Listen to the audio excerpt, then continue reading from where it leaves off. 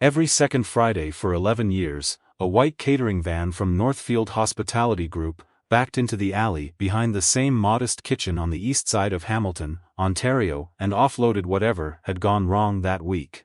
Broken prep equipment, spoiled bulk orders nobody wanted to document officially. Once, an entire pallet of mislabeled ingredients that somehow needed to disappear from inventory before quarter end. No explanation came with any of it. Just a clipboard, a signature line, and an implied understanding that the man inside would handle it quietly, competently, and without asking questions that might embarrass anyone important. The man inside was Douglas Peel. He was 43 years old, with the kind of hands that told a story before he opened his mouth. Thick across the knuckles, scarred near the left thumb from a mandolin incident in 1999, permanently stained with the faint yellow of turmeric around the nails, no matter how hard he scrubbed. He ran a catering operation called Peel and Provisions, out of a rented commercial kitchen on Barton Street, 2 blocks east of the rail yard, in a neighborhood that Toronto food critics didn't bother visiting. His signs was hand-lettered, his refrigerator units were second-hand. His walk-in cooler had a temperamental latch that required a specific upward hip check to close properly, and every person who had ever worked with Douglas for more than a week knew exactly how to do it. He had learned to cook from his mother, refined it at George Brown College, and spent 8 years in professional kitchens, before his wife, Carol, was diagnosed with a rare autoimmune condition that accelerated faster than any of the specialists predicted. She died in the spring, on a Wednesday, when the maple trees along their street were just beginning to leaf out. Their son, Finn, was 6 years old. What Douglas did after that was not remarkable in any cinematic sense. He did not have a dramatic breakdown followed by a triumphant comeback. He simply kept going. He packed Finn's lunch every morning. He attended every school concert and parent-teacher night, even when it meant rescheduling a delivery or working past midnight to compensate. He built Peel and Provisions piece by piece over the years that followed, taking whatever contracts he could get, pricing himself competitively because he had a mortgage and a child, and no margin for pride. And at some point, without anyone at Northfield Hospitality Group apparently noticing or caring, he became the person they called when something needed fixing. And the solution couldn't be found internally. The arrangement had begun with a single job, a batch of canapés for a charity gala that Northfield's in-house dispatched at the last minute.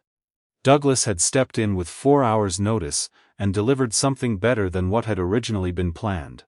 After that, the calls kept coming. Sometimes, it was legitimate overflow work. Increasingly, it was the complicated stuff. The dietary restriction nightmare menus for corporate retreats. The last-minute funeral receptions where the family was already overwhelmed and needed someone who wouldn't make it worse. The institutional catering contracts Northfield had won but underbid, where the margins were so thin that their own team couldn't execute without losing money, so the work quietly flowed to Douglas, at a rate that kept him busy, but never quite comfortable. The woman who ran Northfield was named Carolyn Fitch. She had been appointed CEO 5 years earlier, after a decade building the company's event division from a regional player into one of the largest hospitality groups in southern Ontario. She was 41, precise in the way that people who have survived corporate environments tend to be. Every word chosen, every meeting structured, every relationship maintained at exactly the temperature that served her purposes. She had a reputation for vision. She also had a reputation, among the suppliers and subcontractors who worked beneath Northfield's tier, for treating the operational underclass as infrastructure rather than people. Douglas had never met her. In 11 years of doing work that subsidized Northfield's growth, he had never once received a phone call from anyone above the level of operations coordinator. He received purchase orders. He received payment, usually within 60 days, which in the catering industry counted as respectably prompt. He received the occasional generic email wishing him a happy holiday season, clearly sent to an automated list. That was the entirety of the relationship. Finn, by the time all of this becomes relevant, was 17 and studying at a culinary arts program at a college in Ancaster. He came home on weekends and helped in the kitchen when Douglas needed an extra set of hands, moving around the space with an ease that came from having grown up in it. He was quieter than Douglas, more watchful. He had his mother's eyes and his father's stubbornness, and he had learned, without anyone explicitly teaching him, how to read his father's mood from the set of his shoulders. On a particular Friday in November, Finn arrived home to find Douglas standing at the prep table, not working, which was unusual enough to stop him at the door. "Dad, hey." Douglas looked up, closed the walk-in. Finn hip-checked the cooler latch without breaking stride, and set his bag on the chair near the door. "What's going on?" Douglas set down the ladle he had been holding. Northfield cancelled the Christmas contract. The Christmas contract was by that point the single largest recurring piece of work Peel and Provisions held. It covered 12 corporate holiday events across December, plus the staff party for Northfield's own employees. A piece of business Douglas had somehow won 3 years earlier, and held on to through sheer reliability. The cancellation, delivered by email that afternoon, with 3 weeks' notice, and a standard clause about operational restructuring, represented approximately 40% of the revenue Douglas had budgeted for the fiscal quarter. Finn sat down slowly. "When did this come through?" 2 o'clock. "Did they say why?" "Operational restructuring." Douglas said the words flatly. "They've hired a new in-house events team. Full-time salaried staff. The whole Barton subcontracting model is being wound down." There was a silence in the kitchen that had a particular quality. Not the comfortable quiet of focused work, but the heavier kind that settles when a person is trying to decide whether what just happened is survivable. "Okay," Finn said finally, "so we figure it out." Douglas looked at his son for a moment. Then he went back to the prep table and picked up the ladle. What he did not tell Finn that night, because he was the parent, and Finn was 17, and some things were not Finn's problem to carry, was that the mortgage renewal was coming up in February, that the walk-in compressor had been making a sound for 2 months, that a refrigeration technician had described as, not urgent, but definitely a conversation we should have soon. That 2 of his 3 remaining anchor clients had already indicated they were cutting entertainment budgets heading into the new year. That Northfield's cancellation didn't just create a gap in Q4. It created a gap in Q4 that he had been counting on to buffer against the gaps he already knew were coming in Q1. What Douglas did instead was work. He sent pitches to 14 new potential clients in the week following the cancellation. He renegotiated his kitchen rental rate by offering the building owner prepayment on 3 months in exchange for a 10% reduction. He called every contact he had built over 20 years in the industry, and had conversations that were honest about his capacity, without being honest about his urgency. He adjusted his menus to reduce food cost percentages. He moved his own sleep schedule earlier, to get more quiet hours, before the school day started, and he needed to think about anyone other than himself. He did not call Northfield to ask what had happened to the relationship, or whether there was any reconsideration possible. That was not in his nature. If someone decided he wasn't worth keeping, Douglas Peel's instinct was not to argue the point. It was to make sure the assessment turned out to be wrong.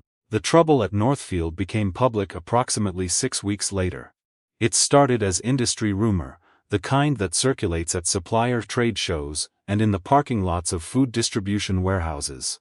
Something about a contamination incident at one of Northfield's major institutional contracts, a school board. Then it was confirmed in a brief statement the company issued in January, acknowledging a service delivery issue under investigation.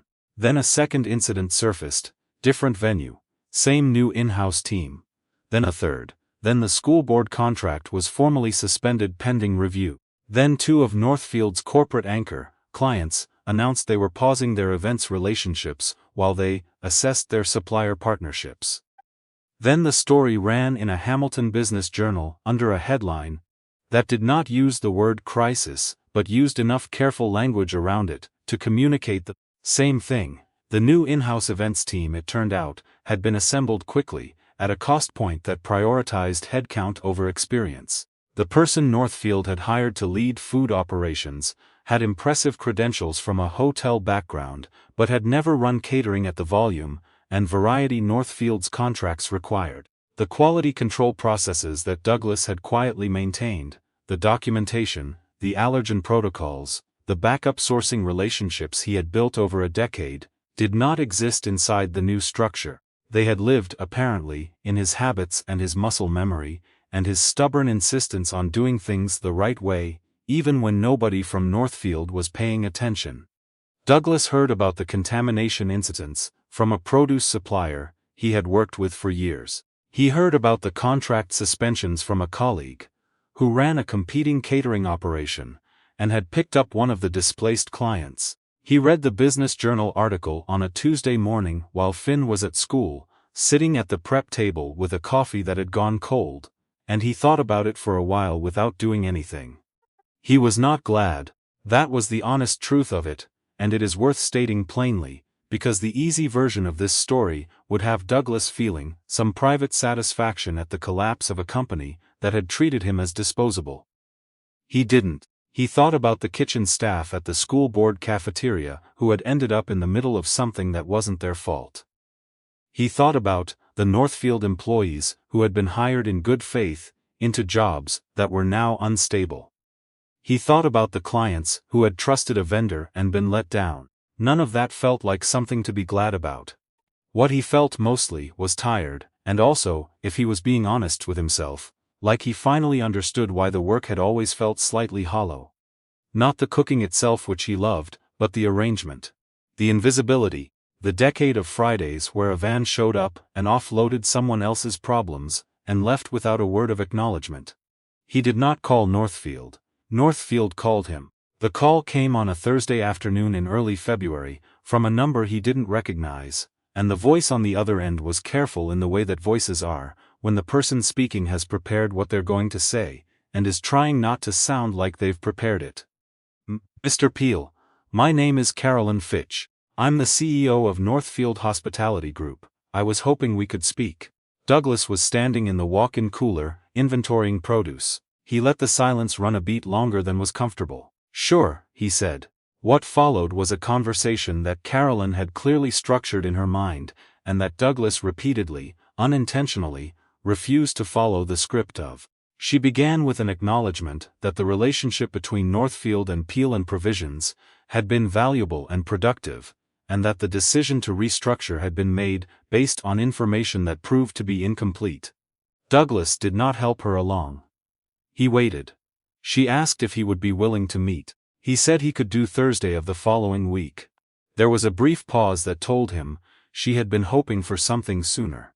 He did not adjust the offer. When Carolyn Fitch walked into the Barton Street kitchen the following Thursday, she was accompanied by her operations director, a younger man named Aldous Keene, who carried a folder and looked like he wished he were somewhere else. Douglas was finishing a prep run for a weekend event. He wiped his hands on his apron and shook hands with both of them, and offered coffee, which he meant genuinely. He poured it himself and did not apologize for the mismatched mugs. Finn was at college that day. Douglas had not mentioned the meeting to him. Carolyn looked around the kitchen in a way that Douglas recognized. Not condescension, exactly, but the particular recalibration of a person who has been operating from a mental image that does not match what's in front of them. The space was small. It was also immaculate, precisely organized, and running with a quiet efficiency that was visible even to someone who had never cooked professionally. The prep labels were dated and color-coded. The temperature logs were current. The equipment, while clearly not new, was maintained with a care that suggested its owner understood that in his world, a compressor failure, or a poorly calibrated oven, wasn't an inconvenience. It was a liability. She sat down at the small table near the office area. Aldous set his folder on it and opened it, and then seemed to decide not to look at it. Carolyn said, without preamble, that Northfield was in significant difficulty. She said it clearly, without the softening language the Business Journal had used. She said that the contamination incidents had cost the company 2 anchor contracts, and were likely to cost more. That the school board situation had escalated to a level involving public health review that would affect their ability to bid on institutional work for at least 18 months, that the new in-house team had been suspended while the situation was assessed, and that the company was now scrambling to honor existing commitments with a patchwork of contractors who did not know their systems or their clients. She said that Northfield needed help. Real help, not a new vendor relationship, operational expertise, institutional knowledge, and a quality baseline that could be established fast enough to prevent further damage. She said she was asking if Douglas would consider coming in as a consulting partner to stabilize their catering operations while the company rebuilt. Douglas listened to all of this and then was quiet for a moment, in the way he was quiet when he was actually thinking, not performing consideration. "Can I ask you something?" he said. Carolyn nodded. 11 years, Douglas said. "You had my number for 11 years. Your team called me every time something went sideways, and it went sideways often enough that I could have run a second business just off your overflow. I fixed the Harborfront Gala situation in 2018. I fixed the McMaster Convocation dinner. I fixed the Dundas Valley fundraiser where your cold chain broke and nobody wanted to admit it. I did all of that, and in 11 years I never got a call from anyone above operations coordinator. And then in October I got an email that said thanks, we're restructuring." He paused. "What changed?" Carolyn was quiet for a moment. Then she said, "I was looking at the wrong numbers." It was a short answer.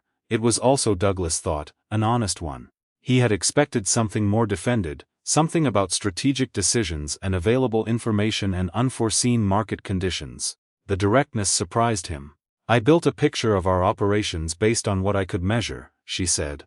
"Cost per event, headcount ratios, contractor margin percentages. You were expensive relative to an in-house model on paper. What I didn't measure was what you were actually doing, the protocols, the client relationships, the institutional knowledge that doesn't show up in a spreadsheet until it's gone." She met his eyes. "I made a decision with incomplete information, and people got hurt because of it. I'm not here to make it sound better than that." Finn came home at 4:30, earlier than expected. He opened the side door, registered the two unfamiliar people at the kitchen table, and stopped. "Sorry," he said. "I didn't know." "Come in," Douglas said. "This is Carolyn Fitch and Aldous Keene from Northfield. Finn, my son." Carolyn turned around and stood, which surprised Finn enough that he automatically straightened. She shook his hand. "Your father has been doing extraordinary work," she said, "for a long time. I should have known that sooner." Finn looked at his father. Douglas looked back at him briefly, and then returned his attention to Carolyn. "I want to be clear about something," Douglas said. "If we do this, I'm not interested in a consulting arrangement that looks good on paper and puts me back in the same position I was in before. I'm not interested in being the person who fixes things in the background while someone else takes credit for the results. I have a business. I have a son in school. I have commitments to clients who stayed with me when you canceled, and those clients don't get downgraded because Northfield needs help." Carolyn nodded. "What I'm offering," Douglas continued, "is real partnership. I'll help you rebuild your quality operations. I'll train whoever you bring in. I'll help you establish the protocols that should have existed before you restructured, but it's a documented collaboration. My name is on what I contribute. The compensation reflects what the work is actually worth, not what you can justify to a board." Aldous made a note. "And one more thing," Douglas said, "not negotiable." He glanced toward Finn, who was standing near the cooler listening. "My schedule is built around being present for my son. I've done that for 11 years and I'm not changing it now. Any arrangement that asks me to compromise that is an arrangement I won't accept." Carolyn looked at him steadily. "I understand," she said, "and I agree." What followed was not a clean or comfortable process. Rebuilding the operational standards at Northfield took 4 months of work that was frequently frustrating, occasionally contentious, and consistently exhausting. Douglas found himself in rooms with people who had more formal credentials and fewer practical instincts, trying to communicate things that he had absorbed over 20 years, and that did not transfer easily into training documents. He found himself navigating the internal politics of an organization in crisis, where everyone was either defending their decisions or positioning for what came next. He found himself, more than once, in meetings where someone suggested an approach that he knew from experience would fail, and had to decide whether to say so in a way that would actually be heard. He said so, clearly, and usually once. He was not interested in being political about it. If the approach was wrong, he said it was wrong and explained why and offered something better. People who had worked inside organizations, their whole careers, sometimes found this disorienting. The younger members of the team, who were mostly trying to prove themselves, and had less invested in existing systems, tended to respond to it differently. 3 of them became genuinely good at what they did, under Douglas's influence, in a relatively short time. Finn, during this period, started doing a practicum project at Peel & Provisions. That his college program allowed him to structure around real business experience. He began documenting the systems his father used, the sourcing protocols, the quality checklists, the client communication practices, in a way that had never been written down before, because Douglas had never had a reason to formalize them. The resulting document, which Finn compiled and organized, and typed up at the kitchen table on Sunday mornings, became one of the core materials that Northfield used in rebuilding its operations procedures. Douglas saw it one afternoon and was quiet for a moment. "When did you do this?" he asked. "Couple months," Finn said. "Mostly weekends. I wanted to understand how it actually works." Douglas set the binder down. He looked at his son, who had his mother's eyes, and had built something organized and careful and thorough, out of things that Douglas had just always done without thinking, and he had nothing particularly articulate to say about it. So he said, "This is good.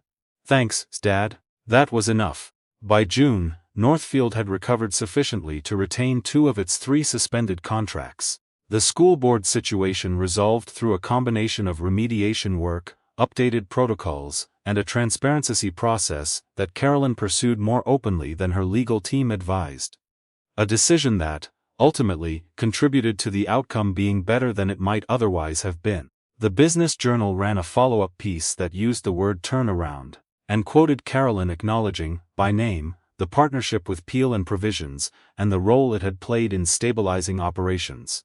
Douglas read it at the prep table, with a coffee that was, for once, still warm. The formal partnership structure that Douglas and Carolyn established was not what Northfield had originally proposed.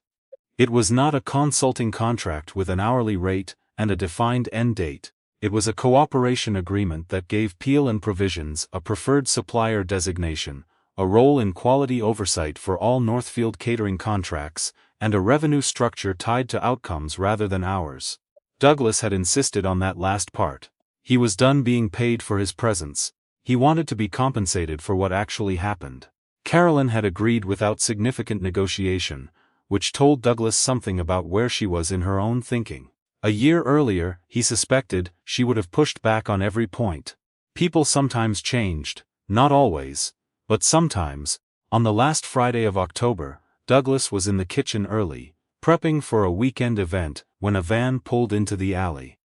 It was a different van. Northfield had updated their fleet, and the driver came to the door with a delivery of specialty ingredients for a shared contract they were both working on. He handed Douglas the clipboard and Douglas signed it, and the driver nodded and left. No drama, no ceremony. Just a Friday morning, a properly labeled delivery, and a kitchen that smelled like thyme and good butter, and the specific combination of effort and care that Douglas Peel had been putting into every room he worked in, for longer than most people had been paying attention. Finn showed up at 9 with a coffee from the place on King Street that Douglas pretended to find overpriced, and Finn knew he secretly preferred. "Big weekend," Finn said, setting the cup on the corner of the prep table.